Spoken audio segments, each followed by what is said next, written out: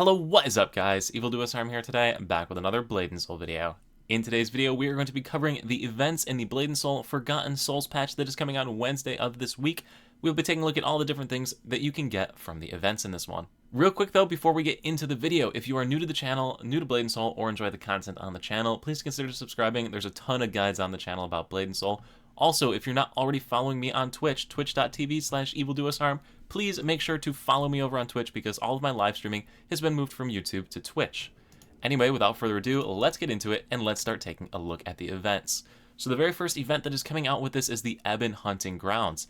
The Ebon Hunting Grounds is an AFK area where you send your character to go log in, run around, kill some mobs. The event itself, the Ebon Hunting Grounds, will be at their own location, the Ebon Realm. The Ebon Realm is modeled after the Zyway Ruins area that you travel through for the story. So if you remember fighting through Jinseon and all of that through the story, that's where this is going to be taking place, but it's its own separate zone. Currency for this are Ebon Blooms. Ebon Blooms can be used to buy a whole bunch of different things. So you got Midnight Butterfly Wings, which are available in Trove, so you can get a Trove item for 10,000 of these. Also have Gilded Triangular as well as Octagonal Gems, but do note that these are not the Hong Moon version, so you cannot upgrade them. So once you get it, that's it. That's all you get as far as an upgrade to your character. So nothing too exciting there. I mean, they're good if you don't have anything, but they're also the same gems you can get for running Moon Refuge. Other items include this because everybody loves crafting in Blade and Soul, and it's the best system ever created in the world of crafting games ever. Amazing crafting system. Angler's upgrade pouches are actually interesting because they have up to 200 gold worth of materials in them for upgrading stuff. So depending on the drop rate of these, this could actually be a pretty solid gear progression item that you can pick up from over here. And then we have EXP charms. So if you want to power level your character, you can pop in and get some of these EXP charms from farming overnight. So interesting concept. Seems like a cool area, right? Well, PvP combat is enabled. So we all loved Hunter's Refuge so much. Why not add it to an area that's just going to be full of AFK bots? So yeah, now people are saying, well, you know, the rewards aren't that good, so you're not really going to have people PvPing you. I'm going to say that's false because people love to ruin the lives of other people. So what we're going to see is that people are just going to log in there and kill people just because they can, because they know they can't fight back, and then they can ruin their AFK farm and make it so they can't get the Midnight Wings, and then they'll feel happy on the inside, because that's how the MMO world works. I know it firsthand from Black Desert. I've got people that stalk me and just try and kill me. It's kind of sad, but also funny. At any rate, so you can get PvP'd in this area while you're AFK farming, so yeah, that kind of blows. But don't worry, I decided to draw up a map because I know that these guilds are going to want to control the areas similar to before. So we have the same type of map. I've taken the region. A lot of the guilds probably don't remember this region because it's been so long since they played through the story or have ever visited this area. So I've split it up into locations where we could have 6 guilds farming. I'm going to recommend the strongest 4 guilds take this bottom area, because this is going to be the spawn for all the AFK players. So what you're going to want to do is have your strongest players situated along the bottom of these zones. That way your guilds can just kill people when they walk into the area. You don't really want them stealing your AFK areas. So this makes the most sense. Put your strongest 4 guilds down here to block players from getting in. After that, you're going to have these 2 regions up here that other guilds can farm if they want, or if these aren't enough zones for your entire guild to farm in, you can actually merge some of these zones together, but that would require you all to like fight against each other, which I know from your other posts where you like created alliances and didn't want to fight against each other because it would be unfun for you and you have a lot more fun just killing bots, which basically is what this event is. I figured that this would be the best setup for you. But once again, if you're going to have to do some merging, you know, I know it's against what you believe in, but you could do that here. Anyway, I drew up this map for you, so feel free to pause the video, snip it, write your guild names inside of each of the circles, and you'll be all set. But enough of the Ebon Hunting realm, now we got this Call to Arms event. So the Call to Arms event is basically a Giantsy jackpot.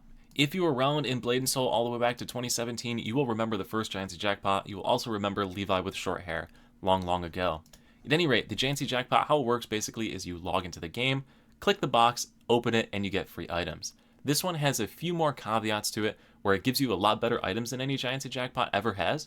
However, it requires you to do certain content, some of it which is basically impossible for a new player. So think of it as like a Giantsy jackpot on steroids, but it's taken so many steroids that its muscles are starting to fall off of its body. At any rate, to get started with the Armory Chest Giantsy jackpot little thing here, you are going to navigate to the Hong Moon store and pick it up in the Hong Moon coin tab.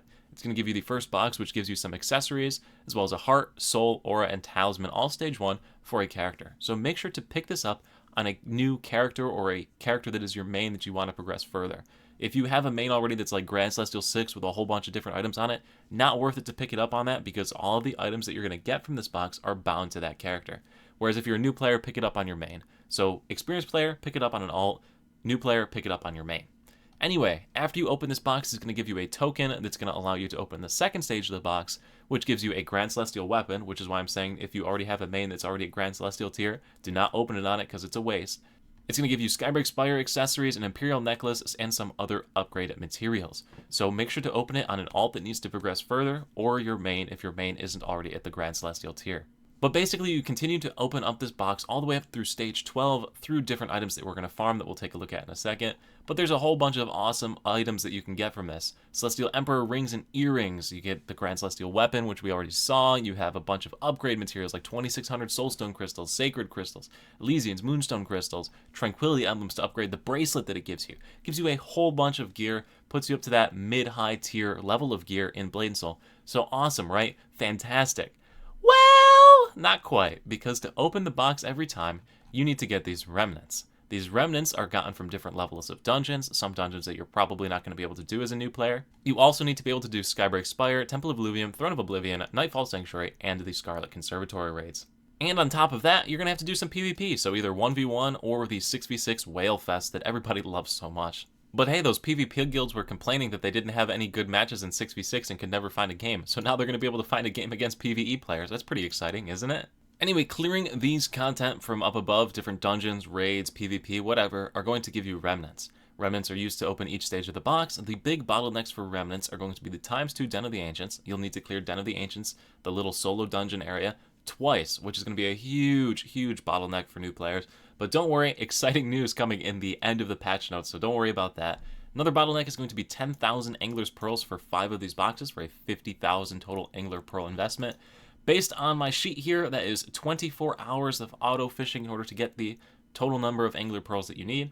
It's also going to cost you a total of 267 gold in auto fishing bait, so you're going to need to spend 270-ish gold in order to get these. So pretty big bottleneck for a new player, but after you complete that bottleneck, your next bottleneck is going to be through the Nightfall Sanctuary or Scarlet Conservatory raids to open the final 2 stages. But once again, don't worry, we have exciting news coming later in the patch notes here. Anyway, after you've opened all of the boxes as far as you can go, if you can't clear some remnants or whatnot, you can exchange any remnants that you have for a Call to Arms token.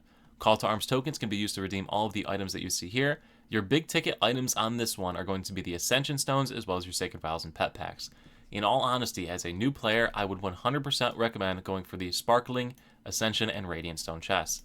Both of these stones give you a purple tier Unity Stone for a total of 5 of each per character. What this means is that you can get the 3 keystones that you get to the left of your Unity system basically for free at the purple tier, which is fantastic. Huge upgrades to your character. They give you flat percent scalings, they give you bonus stats, great things to pick up.